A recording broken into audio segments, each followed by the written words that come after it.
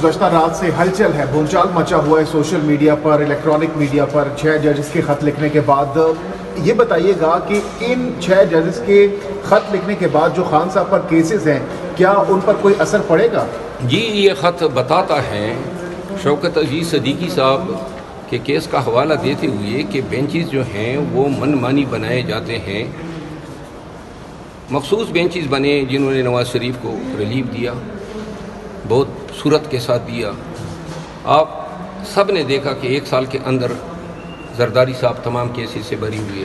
मकसूद चपड़ासी के केसेस, वो जो 18 अरब रुपए का मलक रियाज को लंदन में घर बेचा था, केस भी ख़त्म हुआ। इवन फील्ड के केसेस ख़त्म हुए। तमाम केसेस में नवाज़ शरीफ साहब जो हैं वो बरीयतें समेटते गए। मरियम नवाज साहिबा बरी हुई, उनके भाई बरी हुए, और ऐन उसी वक्त जो है हमारे ख़िलाफ़ केसेस दर्ज हुए 9 मई के नाम पे। खान साहब के ख़िलाफ़ तोशाखाना, इसी तोशाखाना की 1 गाड़ी का केस है। 3 गाड़ियाँ जरदारी साहब ने लिए, 1 गाड़ी नवाज़ शरीफ साहब ने 6 लाख की वो बुलेट प्रूफ मर्सिडीज़ ली हैं, उस पर खामोशी है।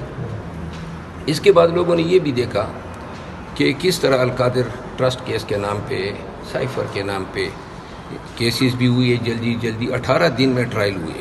यही हम चीखते रहे कि नीचे ट्रायल के नाम पे इंसाफ के साथ खिलवाड़ हो रहा है, और हम यही पुकार देते रहे, दुआई देते रहे कि इंसाफ मलिया मेट हो रहा है। आज इस ख़त में इसकी तस्दीक की है कि महतात जज और हाई कोर्ट के जज साहिबान इन पे इनकी प्राइवेसी पे, इनके बुनियादी हकूक़ पे अटैक्स हुए हैं। जिन्होंने, ये वो जज साहिबान हैं जिन्होंने इस्लामाबाद के तमाम सकूनतियों के बुनियादी हकूक़ का तहफ़्फ़ुज़ करना है, ख़ुद ये इंसाफ के लिए दुआई दे रहे हैं।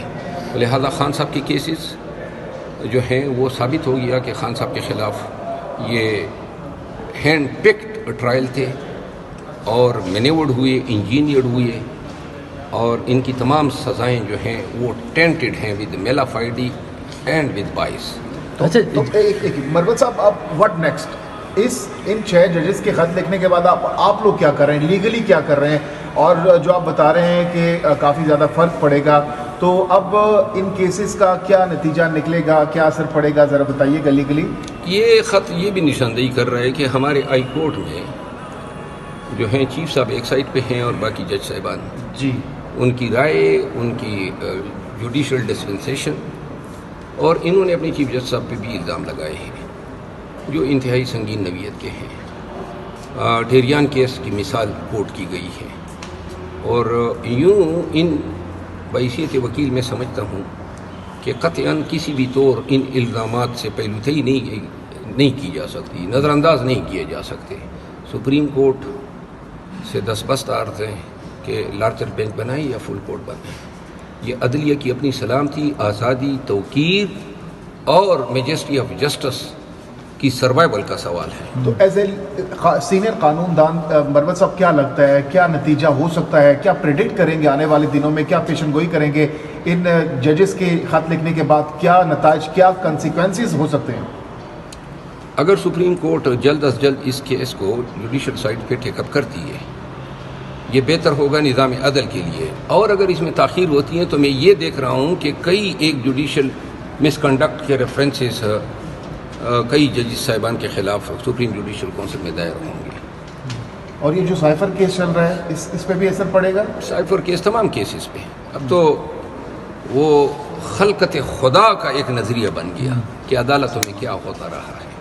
तो ये आपको नहीं लगता कि इट्स टू लेट, क्योंकि कहा जा रहा है कि बहुत पहले से ये चीज़ें चल रही थी, तो बहुत लेट नहीं कर दिया? बहुत, ये बता रहे हैं ना, हर मौके पे इन जज साहिबान ने आवाज़ उठाई है और इनकी सुनवाई नहीं हुई। हम इन जज साहिबान के साथ खड़े हैं, बहैसियत वकील के, पूरा पाकिस्तान खड़ा है।